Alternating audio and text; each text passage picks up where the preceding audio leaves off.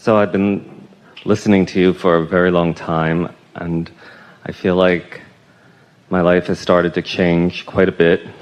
Yeah. But I am stuck in a couple of places, Yes. so I'm very happy to be here. Let's get to it.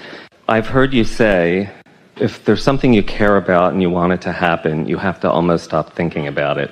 You have to let go and stop caring. Well, if you're thinking about it not being there, then the more you think about it, the more you hold it off. And so sometimes distracting yourself from it is the best remedy, because if you no longer are pushing it away by your doubt or worry or concern that it isn't there, then because it's alive and well in your vortex, it will move to you. Right. It's lots of fun. Once you get on the wavelength of it, then we encourage you to think about it. But it's very wise of you to know if your thoughts about it feel like tension, then stop thinking about it. If your thoughts about it feel lovely, like something that feels good, then continue your thoughts about it. You just have to know whether your thought is causing more resistance or whether your thought is causing more allowance. Right. So I can do that for a bit, but if it's a really big desire and want, for example, work and money. It's interesting, and you're isn't in it? lack of it, right? So we understand what you're getting at. We'll walk through some things to show you what to do, because everyone can relate to some degree. But we just want to say before we do that, that your inner being doesn't distinguish bigger as less likely. In fact, the bigger a desire is, the more likely it is, because the more momentum you've put on it, the more contrast you've lived and the more momentum you put there. So it really is, contrary to what feels obvious to humans, it's easier to create big things than small things because there's more momentum going. But it is essential that on the big things you find a way to release your resistance about them. And just the fact that it feels like, oh, I've got this really big, really important, hardly possible thing that I really want, you get what we're talking about. Yes. Okay. Moving right along to the next question. I've been holding off on pursuing a relationship. Before you go there, so you said you were stuck. Yes. So let's get unstuck on the first subject just a little bit. So we want to show you some thoughts that you can offer that will help you be less stuck. And we want to acknowledge that it sort of seems opposite of what we said earlier, where we just want you to meditate and let your natural desires take hold. But because you're not as stuck as you think you are, we think a conversation about this to demonstrate to you that you're not as stuck as you think you are can be beneficial to you, because we can feel from you, you have the ability to focus and you do it all the time. And so your decision to argue for your limitations seems illogical to us. So talk to us in a way that exemplifies where you are relative to this stuckness. Great. I come from a place of great success, and all during my success I kept thinking this can't last forever. So it didn't. And so now... So let's stop for a moment, because you said two things, some that were helpful and some that weren't. Now, in fairness, you were setting us up for the unhelpful things by offering the helpful things. So maybe the helpful things weren't as helpful as they could have been if you weren't setting us up for the unhelpful things. Wanting to be funny often does that, and it was funny. So I come from a successful place, really harmonizes with what you now want. But in that, there's that, but the success didn't last. But you come from a successful place.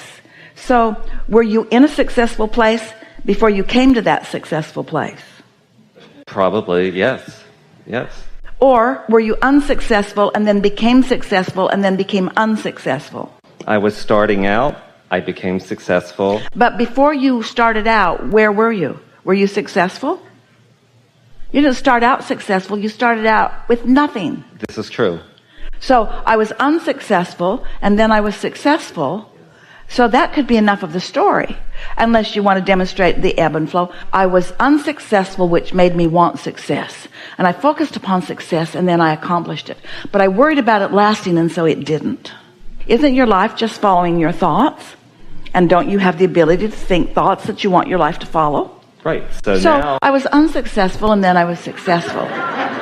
But then I worried about that, and now I'm unsuccessful. But I want to be successful, and so I will again. But then I'll probably lose it again. But then I'll get successful again. But then you are influencing the cells in your body. You are influencing so much around you. You certainly can influence this through your thoughts.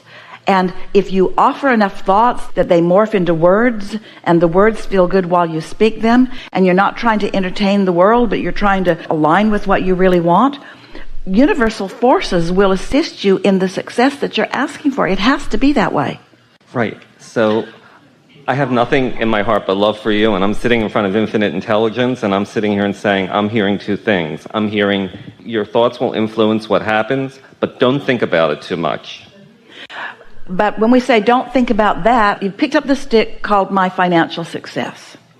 And you can lean toward the success, or you can lean toward the not success. And we're saying to you that we can feel that you have the acuity, the ability to focus, that you can choose between those two. Now, if you don't think that's true, then meditate. Meditate anyway. Every day. I meditate every day. But don't you think that you have the ability to tell the story the way you want it to be? And so what keeps you from doing that? This is a big question. If you believe you create your own reality, and we believe you believe that, and you do it by thought, followed up with emotion that lets you know the direction of your thought, then why would anyone not do that? If you believe it works, and you know you can do it, then why would anybody not do it? Because human beings are stupid and fearful. I mean, I'm being honest and serious. I mean, we would tell that story in a different way. While we agree wholeheartedly with everything you said, we would tell it in a different way. It's not that you're stupid. It's that there is more momentum about what doesn't work than there is momentum about what does work. But that can change with just a little bit of deliberate thought, or by quieting your mind and letting what your inner being knows about this become the dominant vibration within you. So if you don't believe that you can muster enough focus to influence your own train of thought, do you believe that your inner being exists? Yes. And do you believe that your inner being is focused upon your success? And do you believe that your inner being can be the dominant vibration within you if you just relax your mind and don't think so much about it? So that's the distinction of the two ways of going about it, isn't it? In other words, on some subjects, all you have to do is tune a little bit because you know. And on other subjects, maybe you don't know quite so well, but we promise you your inner being knows. And if you'll get out of the way, your inner being will be the dominant vibrational force relative to this topic and will influence you to your own belief. Yes, and certainly I do that, and I often catch myself wondering, how long is it going to take before it kicks in? You know, how long is it going to take before... That's a doubtful thought. That's why meditation works better. That's what we said about listening to the air conditioner. You're not judging it. You're not evaluating its appropriateness. It's just sound in the room that's consistent. And so it gives you something to focus upon. But if you were wondering, will it stay on long enough for my meditation? Is it going to cut out on me before?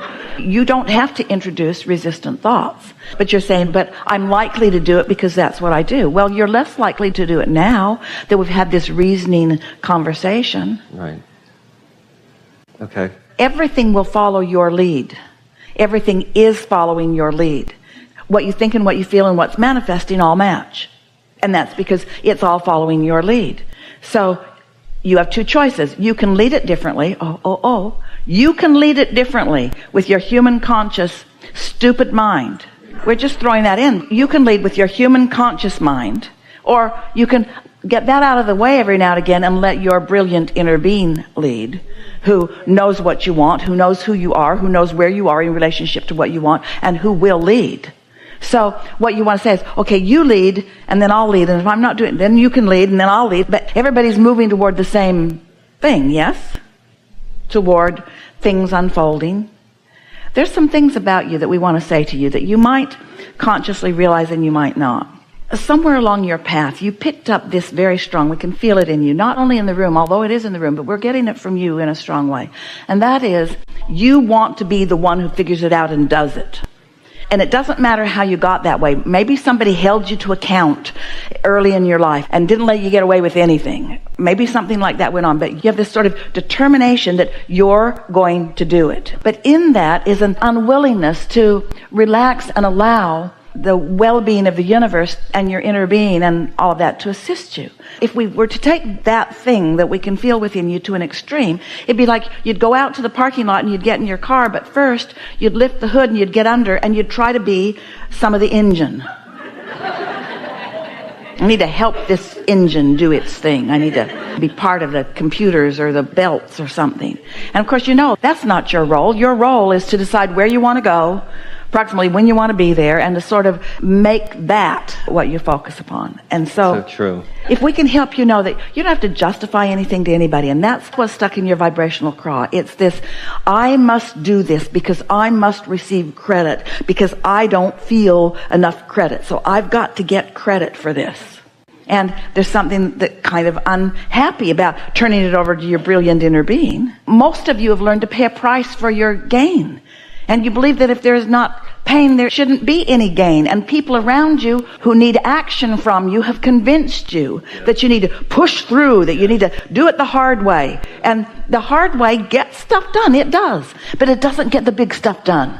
And it isn't the way you intended to do it. And it's not the realization that you came to live and breathe and teach. That's perfect. Thank you. We have enjoyed the interaction with you, specifically with you. The vibrational place that you brought to this room was wonderful at the beginning and even more wonderful now. Lots of shifting, lots of understanding, lots of clarity, and lots of influence, not just from our words to you, not just from our vibration interpreted by Esther into words for you, but your relationship with your own inner being and your softening of resistance and your allowing of vibration to rise, which allowed the clarity that you felt, and you know what we're talking about. So there's really nothing serious going on. You are creators here to create. And you're not here as problem solvers. You're here as solution discoverers. But one comes before the other. You're not here as fixers of broken things. You're here as discoverers of new things. And sometimes you just don't look for the new thing until the old thing feels broken to you. It doesn't have to be broken for you to evolve, but it doesn't hurt that it sometimes is. So your life experience is showing you all kinds of wonderful things. You're right on track. Everything is unfolding so well. Be easy about it. And trust this, that your inner being knows you, knows everything about you, knows every desire, knows every regret. Your inner being does not focus upon the regret part of your regret. Your inner being focuses upon what you're asking for as a result of it. And so you have such attention and such appreciation and such, there's no other word for it other than power, backing you, rooting for you, and loving with you in absence of any judgment, in absence of any forgiveness. Your inner being will never forgive you because your inner being has never evaluated you as inappropriate to begin with. And when you let that go and you let the love that Source has for you flow through you, well, then you're just going to live happily ever after. There is great love here for you. And as always, we remain in your vortex.